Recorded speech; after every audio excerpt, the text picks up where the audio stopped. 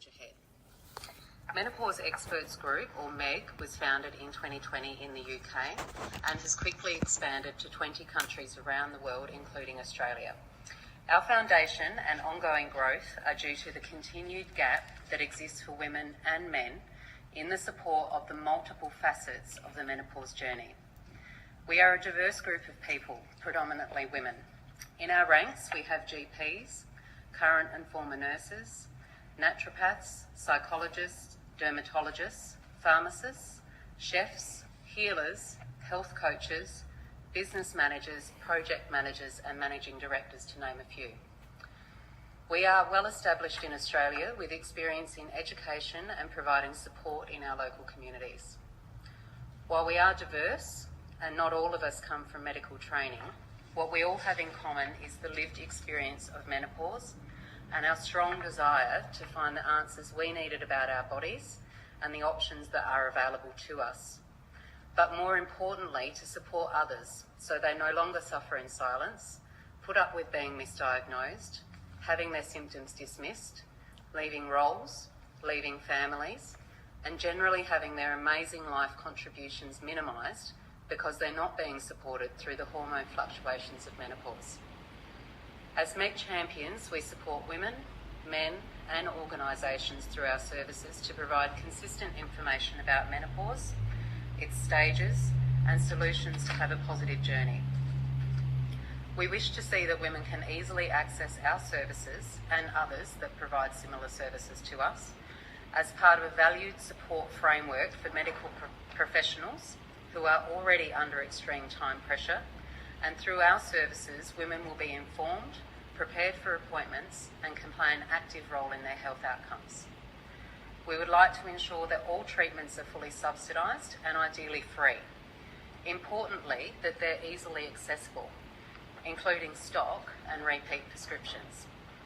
In the workplace, we strongly encourage education and awareness training to normalise the conversation and keep our valued midlife workforce supported in the workplace. Finally, we hope that this inquiry will recognise that the menopause journey is not a one-size-fits-all, that women need access to a range of treatments, services and supports that may not always be classically medical. Mega keen that recommendations and new initiatives tap into our comprehensive and multifaceted network of educators and supporters. We have a wealth of established services and programs, and it would be important from our perspective that further resources are not wasted reinventing the wheel and duplicating existing resources where they already exist to provide collaborative care and an integrated, holistic approach to women's overall wellbeing at this time. Thank you.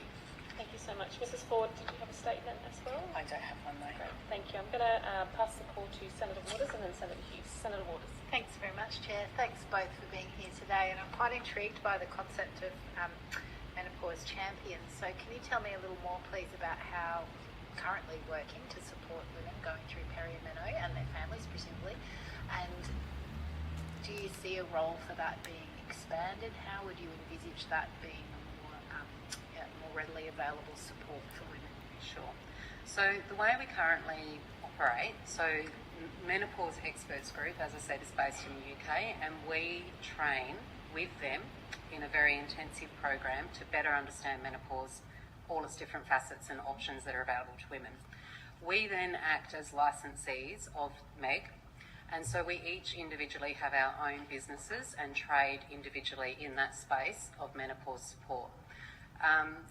For myself personally, I have my own business and I support women individually one-on-one.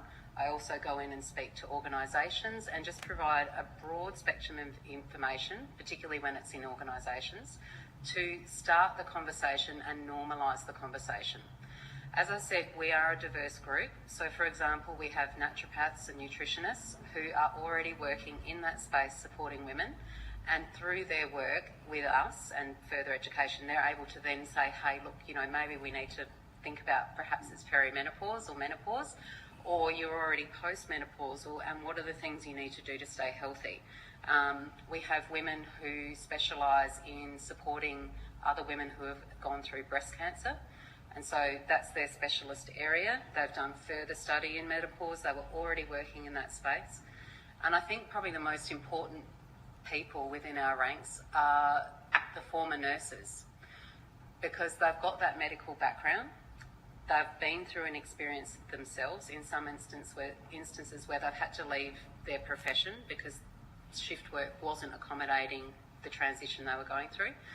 But they're there with all that medical knowledge and ready to support. And so that's what they do. They just go out and they run information sessions, go in again into organisations and speak to women about what could be going on in that organisation for them and how to better get support.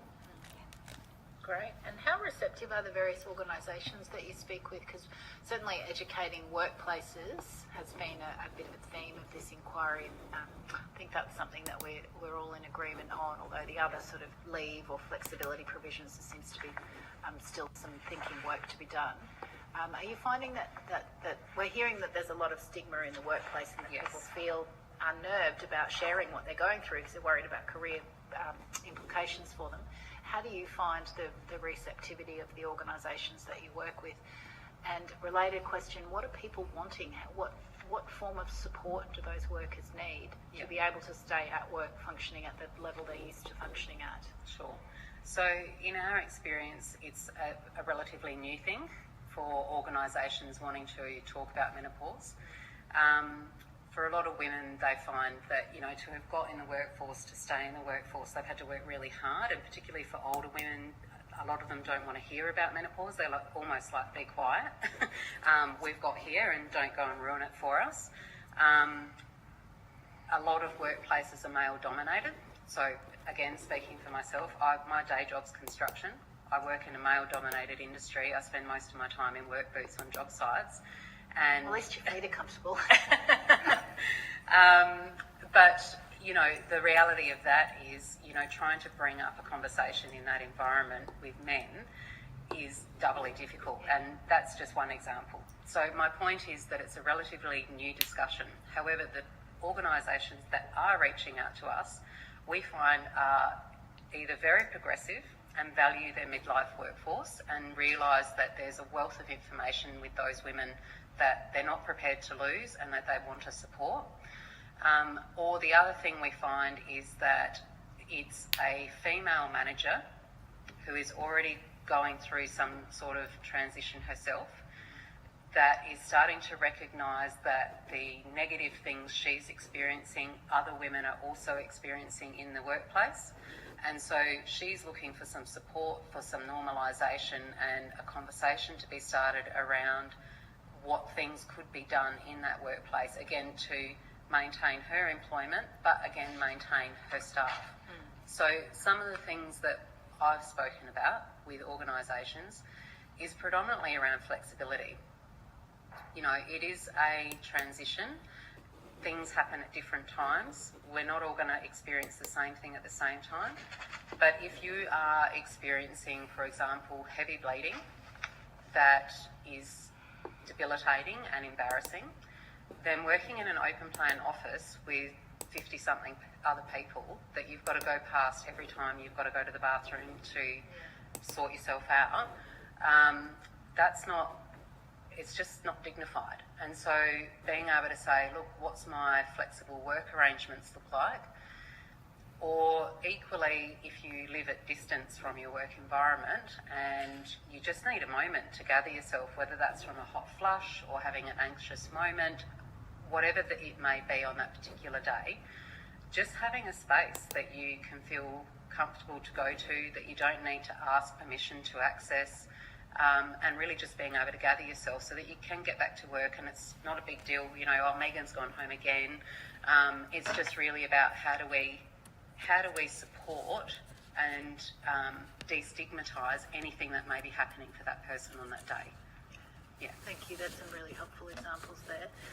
Another suggestion that I was really intrigued by in your submission was similar to how we do the gender pay gap reporting for larger employers. You're suggesting that we do a report on workforce retention and support of employees going through peri and meno. I love that idea. Can you elaborate on that, please?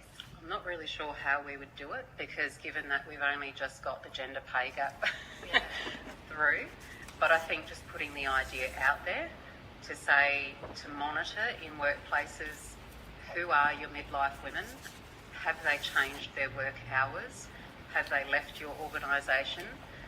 Could you get back to the root cause of that change being menopause? I think that might be a little bit difficult, but I simply think having this on public record to say, hey, we've got a problem in Australia.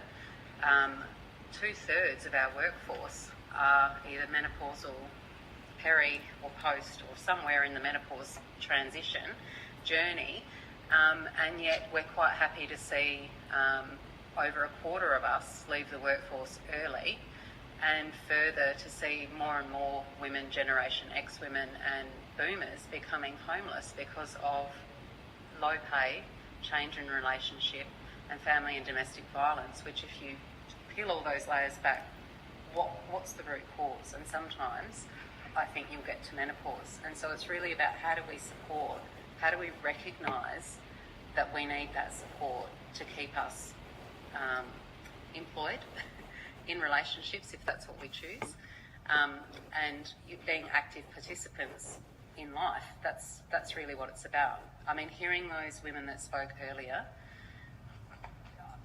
my heart was hurting, but also I was just doing this, nodding, because their experiences are similar to so many other women that we support and similar to my own. And I just think, wow, how different would it be if we were listened to begin with? Yes, it's been really powerful that the lived experience. Brave people have often said very similar things, and it gets you every time. Yeah. Just one more question. I also really love your idea that treatments be free. Yes.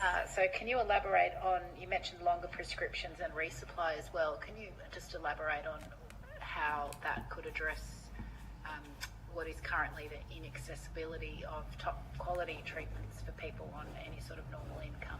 Yeah, I think the biggest hurdle I'm hearing about, and Ellen, you might have something on this as well, it's simply that you can't get access to it.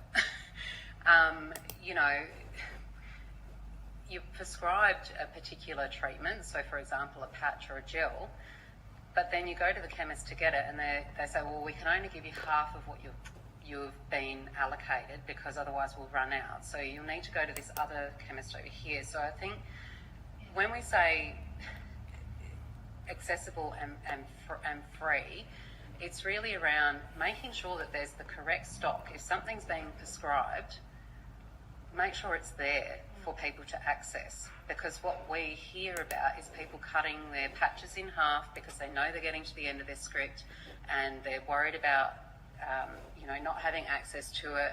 They already know that their local chemist can't get it, but equally people are doing that because they also can't afford the treatment. And so I don't know what's worse, doing half of your estrogen, for example, or going without it. But either way, we've got to make it accessible because, again, you come back to the root cause of a lot of women's health problems at this time of life, and it comes back to estrogen. So let's just get the estrogen. Let's get the let me reframe that. Let's get the hormone replacement therapies that we know work for women really well, for a lot of women, not all women. But if those things work well, and we know that, well then let's get it for free. Let's give it out, so that might eliminate a few other things that are going on. But then beyond that, let's make sure it's really well stocked, and make sure that anyone could walk into a chemist and access what they need. Or better still, I think it's WellFem that are doing it now. You can actually order it online and have it delivered to your door without needing to go to a chemist. So let's just do that. Let's make it really accessible, so we're not having to run to the chemist in between doing other things, going on our lunch break. Let's just make it super easy for women to get the treatment they need. Yeah. Thank you very much. Thank you. I've just been sort of having a look at your model and menopause experts and how it works. I mean, just for me, is a lot of it peer-to-peer kind of conversations that you're generating, that people would come to you to... I'm just trying to understand, because Mrs. Hayward, you said you worked in construction. Yeah. But so people would get in touch with you to come and talk peer-to-peer? Is that sort of the model of Yeah. how this works. I guess I'm trying to figure it out because I've got a lot of experience in the autism space, and there used to be, please, I'm not saying bring it back because there were some good things but not some good things, but a positive partnerships program where they used to, particularly rural and regional areas, used to come out, and there was sort of what they termed as experts, which was the bad part, which I don't think should come back because I'm not quite sure they really were. But also they would have parents there who were sort of the more experienced parents to help the newer parents on the journey. Is it that sort of, is that sort of what you do, and that peer-to-peer stuff? Because we've heard a lot from women of frustration when they've gone to the GP, or they feel like they're not getting that support or information when they go to the clinical setting. Yeah. To be honest with you, it's one of my Senate colleagues who said to me, I'm on Estrogel Pro, and I then said, shoot, that sounds like a good idea, and made an appointment. I'd never even thought about it until we started this inquiry, but it was a colleague here that suggested it to me. And when I've had 4 or 5 conversations with my girlfriend since, I've now sent them photos of the Estrogel Pro pack and what it looks like to take into their GP to say, this is what I need. And is that the sort of model that the Menopause Experts does? Looks to do? We do some of that. Right. But as I said, we're a very diverse group of people. And so this is what... I'm just trying to understand, because it's a franchisable model. So if you've got, do you go and then you bring others in, or is it you have a network? I'm just trying to understand what it is and what it looks like. Yeah, so there is a network of menopause experts, the MEG champions internationally, and we do certainly support each other. If there's a question that someone asks us that we can't answer, we put it to our group. In Australia, there's 26 of us. The only place that we're currently not represented is Tasmania, but I'm sure that will change. And as I said, because we're diverse, we all work in different spaces. So we have, I think of one of our champions, Claire. She's a nutritionist and focuses a lot on women's movement and health in that respect. And so she's supporting women, her clients, who are coming to see her in midlife with weight issues, hormone issues, nutrition complaints. She supports them, and then through them, she's getting other clients and having opportunities also to go and speak at organisations. So we all do something slightly differently, but as I said, our common theme is we are the lived experience. Yeah. I am a fully qualified midlife woman who, my change, I say on my website, started at 38, but I can tell you now, hand on heart, with my 20/20 vision in hindsight and now my training, I know for certain that my change started at 35. And when that happened for me, I was just continually told, no, you're climbing the corporate ladder, you're too stressed, you're depressed, have an antidepressant. There were things that were going on in my life that, yes, you could have said all those things, but the one thing that no one ever mentioned to me was perimenopause. And through my experience, and I know all the other champions' experiences, we don't ever want that to happen to another woman. We want someone, we call it different things. I personally call it shouting, and let it all out, because it's only through us raising our voices that other women go, oh, actually, yeah, maybe that is what's happening to me. Okay, as you just said, I didn't realise that there was an estrogen gel that I had access to. So it is that peer-to-peer support, but it's also about consistent, factual information, stopping women from going down the rabbit hole on social media, because a lot of women do that and then go, oh my God, this could happen to me. Well, maybe that's not what's going to happen to you. I relate it to everyone I speak to as menopause being like a fingerprint. We all have a fingerprint. That's the commonality. But your fingerprint is completely different to my fingerprint. So that's how we try and explain things, is menopause is different for every person, but there's commonalities. So let's identify what those commonalities are, being the symptoms, and really working with women to go, these are the symptoms. Are any of these things resonating with you? What are the frequency? What is the intensity? Okay, now here's some things that you might want to go back to your doctor and ask about. taking into account whatever history they're prepared to share with you, and then really packaging up a little plan for them to be able to, like we say, be an active participant in their healthcare, rather than being told, no, just take an antidepressant and off you go. So really for them to walk in and self-advocate and say, Correct. you know, I'm this age, it's probably perimenopause, how about we try X? That's right. Rather than, what do you think's going on? Yes. Yeah. And that's why we talk to complementing and supporting the medical professionals, because you cannot get out 40-something symptoms, the collective issues that may be going on for you, in a 6-minute appointment. Yeah. You can't. So you need to go in prepared. And I know that there are doctors that appreciate when a woman comes in and says, right, I've seen a menopause experts champion, and they've helped me to identify X, Y, Z. I'd really like to talk to you about these treatment options. And then it just becomes a very quick step to get to where they need to go. Yeah. I know we're running out of time, just sort of got one more question sort of like to put to you. We, obviously we make recommendations at the end of this, and I think it would be safe to say one is likely going to be around better GP education at whatever level. But one of the discussions we had, I don't know if it was last week or the week before, who knows where we've been, when we had the AMA and the GPs with us at the college, looking at whether or not, there was some sort of almost like a ticker sheet sort of thing that when women come in over a certain age or whatever they get before they go into the GP, how you doing, you can tick all these different things, similar to a developmental test for your kid. Like, are they doing this? Are they rolling over? Are they pointing? Are they saying this? Are you a bit itchy, not sleeping as well? Are you this, that, the other?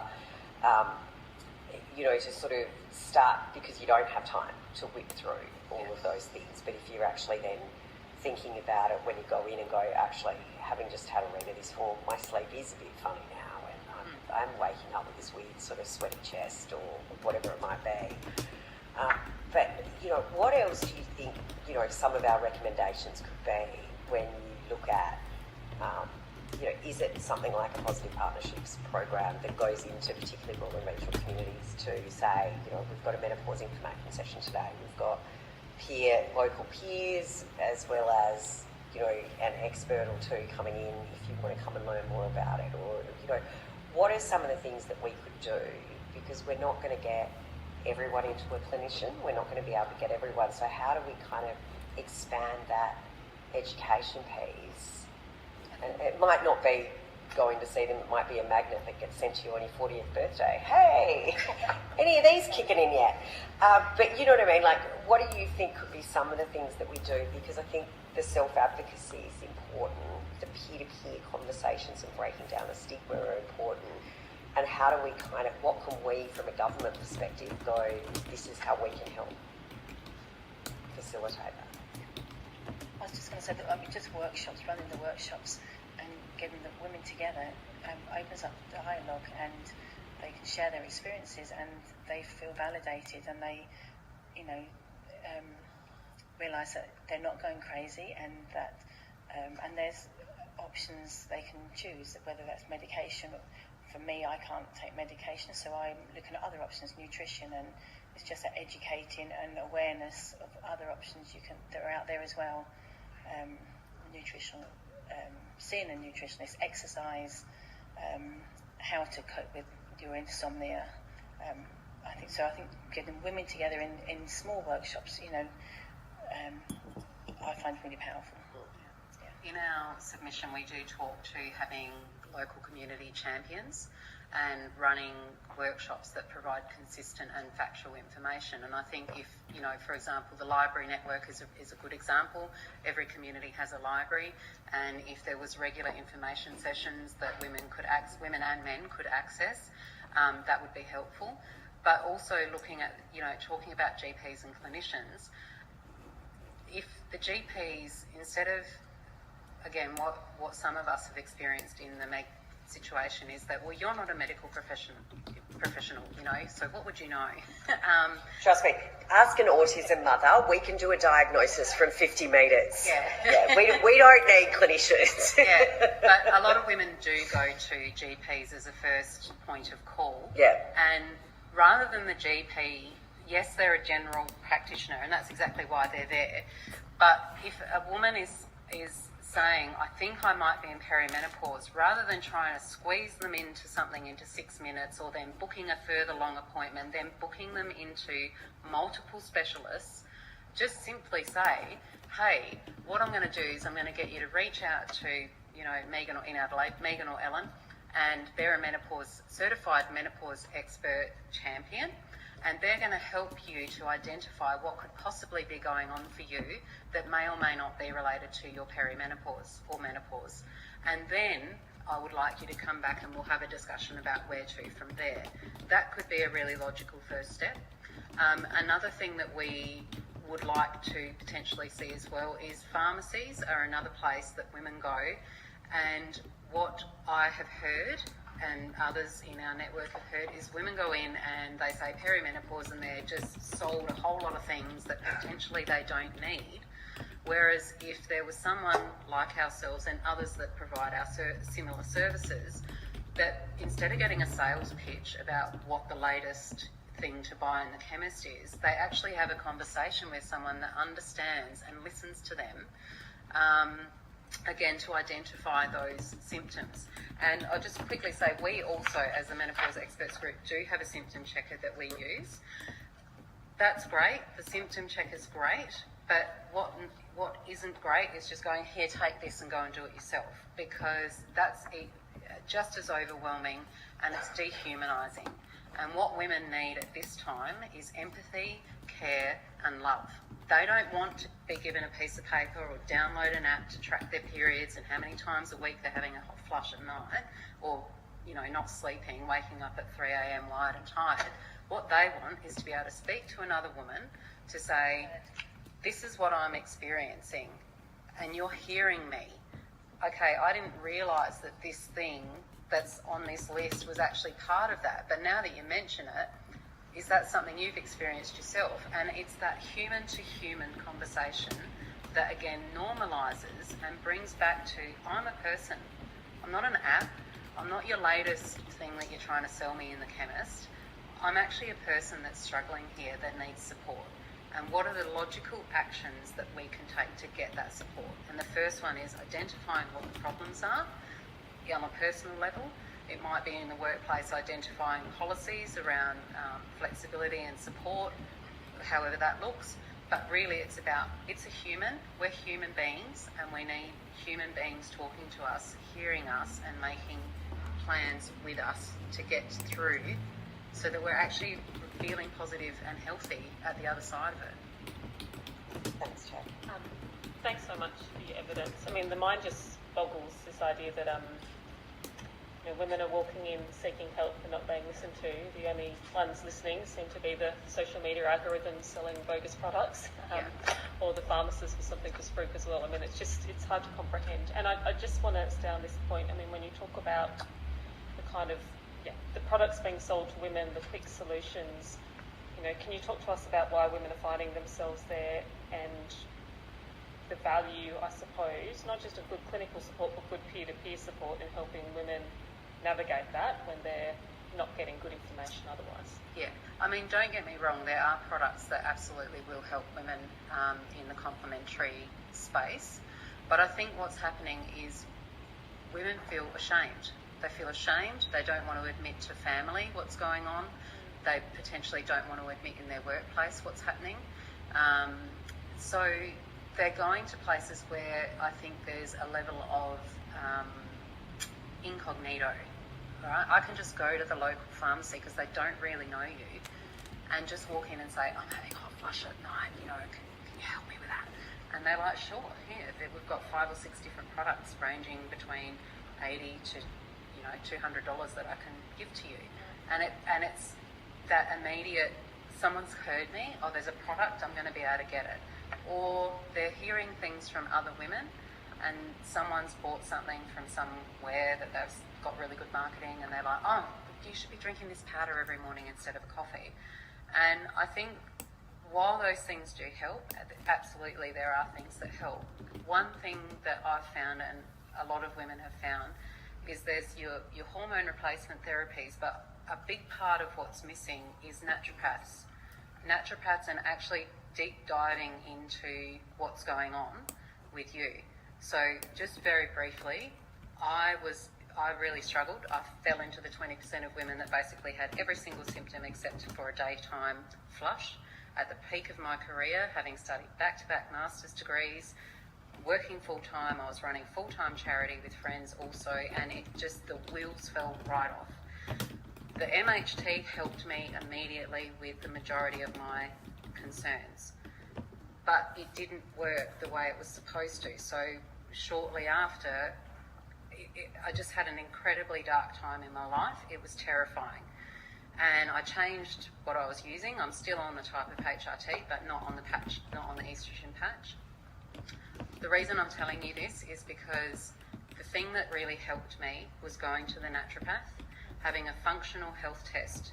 That test looked at so many different things that the doctor never looked at, that my gynecologist never looked at, that I think 15 medical professionals that I saw had not looked at, to then identify that I had an underlying thyroid issue that needed resolving.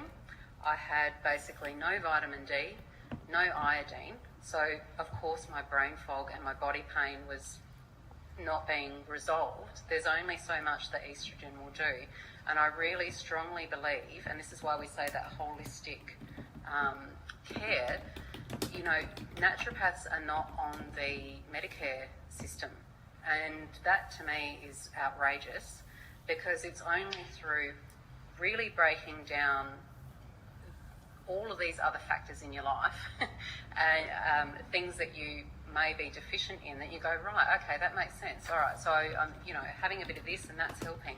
And that is someone that studied for 4 years their profession. It's not the local person at the chemist that's just started 6 months ago and really doesn't know anything, but they need to sell you things.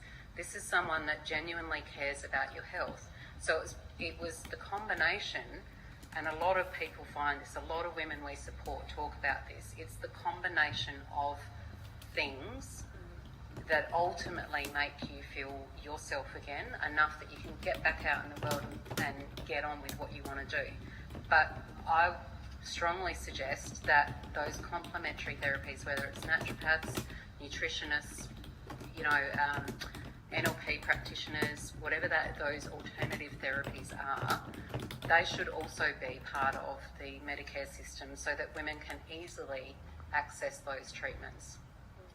Thank you so much, Mrs. Hayward and Mrs. Ford. We really appreciate you taking the time to submit to our inquiry and to come here today and provide evidence for us. Thank you for very the much opportunity. indeed.